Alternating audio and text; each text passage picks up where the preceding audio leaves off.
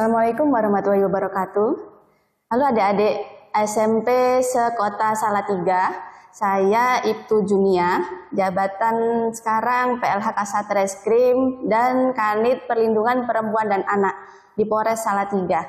Jadi kakak di sini mau menjelaskan terkait alur penanganan permasalahan bullying dan kekerasan seksual. Adik-adik tahu tidak terkait bullying? Apa arti dari bullying? Ketika adik-adik menyebutkan temannya dengan nama bapak atau menyebutkan secara fisik mungkin dek pendek atau ting kriting, itu bisa menjadi salah satu contoh penerapan bullying dan itu tidak boleh ya. Dan untuk kenakalan remaja yang lain, contohnya yaitu merokok.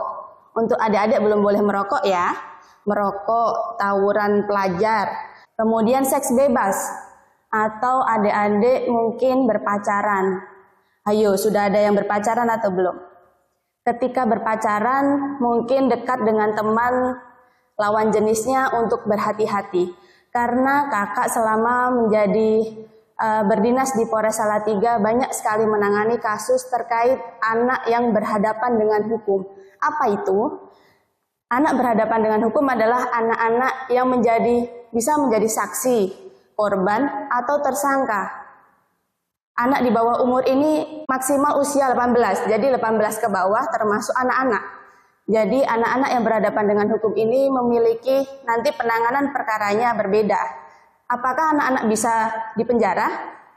Bisa jawabannya. Jadi adik-adik harus lebih berhati-hati dalam bergaul, dalam berteman. Jangan sampai melakukan kenakalan remaja tadi. Contohnya narkoba atau berpacaran kemudian mengirimkan video yang tidak seharusnya. Contohnya ketika tidak berbaju, mengirimkan video ke lawan jenisnya. Untuk berhati-hati karena sudah banyak contohnya. Ketika adik-adik berpacaran kemudian lupa bahwa itu seharusnya tidak di-sharekan, kemudian nanti bisa menjadi korban, bahwa nanti si laki-laki mengirimkan bahkan menjual video atau foto adik-adik sekalian. Hati-hati dalam mengirimkan foto atau video diri sendiri. Oke? Kemudian kekerasan yang lain tidak hanya secara fisik.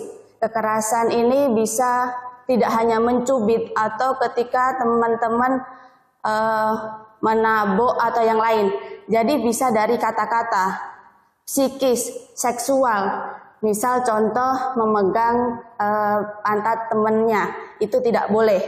Kemudian kalau misal adik-adik ada yang secara ekonomi tidak diberikan nafkah oleh orang tuanya, itu secara 3 bulan berturut-turut bisa dilaporkan kalau tidak diberi nafkah oleh orang tuanya. Jadi berdasarkan undang-undang bahwa anak itu di bawah 18, anak-anak mendapatkan perlindungan hukum. Jadi anak-anak yang berhadapan dengan hukum ini nantinya ketika menjadi saksi atau korban atau pelaku tentu mendapatkan proses yang berbeda, harus didampingi contohnya. Jadi bisa ketika adik-adik nanti nakal atau membolos, tawuran dan lain sebagainya, kita sudah ada contohnya, kita mengamankan anak-anak yang tawuran. Jadi tidak boleh adik-adik untuk ikut-ikut tawuran. Begitu. Sudah banyak contohnya anak-anak sekarang di usia SD, SMP atau SMA melakukan bullying. Misal contoh yang sangat ekstrim, ada anak-anak yang mencolok mata gurunya, itu tidak boleh.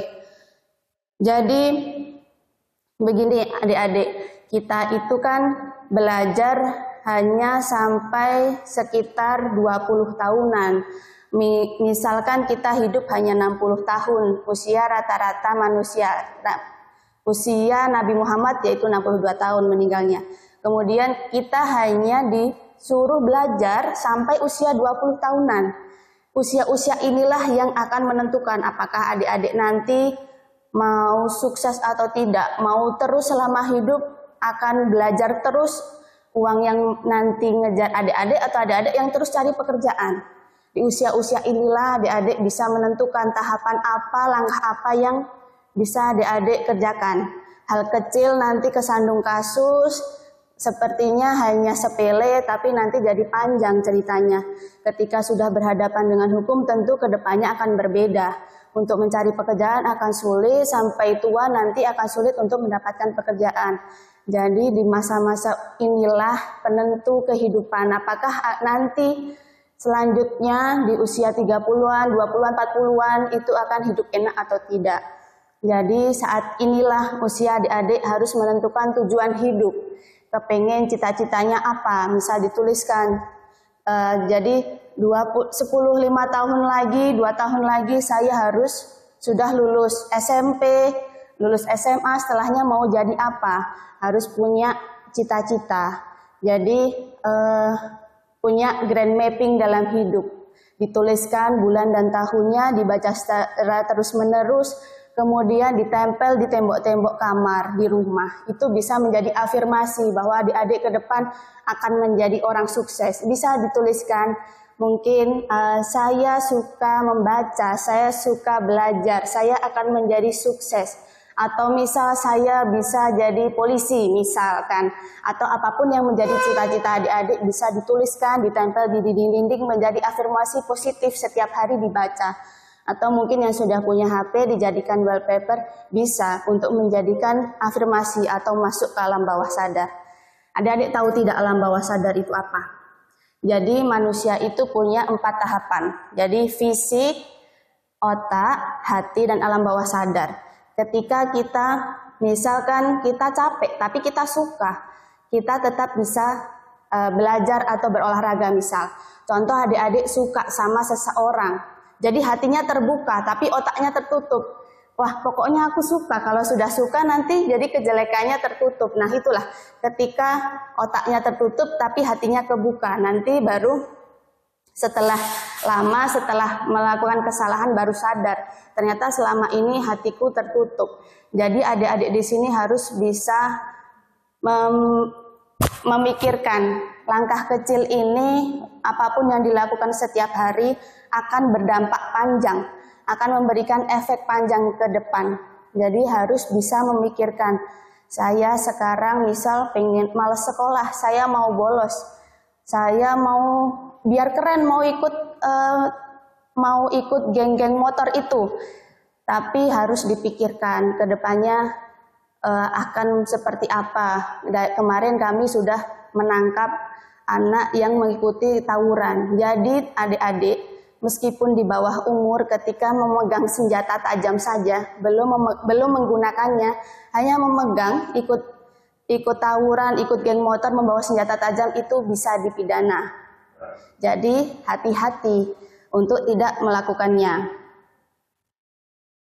Sudah ada beberapa contoh bahwa kita sudah menangani kasus terkait anak berhadapan dengan hukum, nanti bisa dibaca di slide. Serta saya sertakan juga beberapa pasal terkait hukuman, bahwa untuk membuli teman-temannya ada hukumannya, untuk mencuri ada hukumannya. Jadi keusilan-keusilan kecil ini supaya tidak menjadi kebiasaan. Jadi semua perbuatan itu ada efek dampak hukumnya. Begitu. Kemudian ketika teman-teman ketika di sekitar kita menjadi korban kekerasan seksual. Mohon maaf, kekerasan seksual ini ketika contohnya adik-adik tidak hanya perempuan, mungkin laki-laki, dipegang alat kelaminnya, itu tidak boleh dan bisa dilaporkan. Apa saja yang bisa dilaporkan ketika contohnya alat kelamin tadi dipegang, itu tidak boleh dan bisa dilaporkan.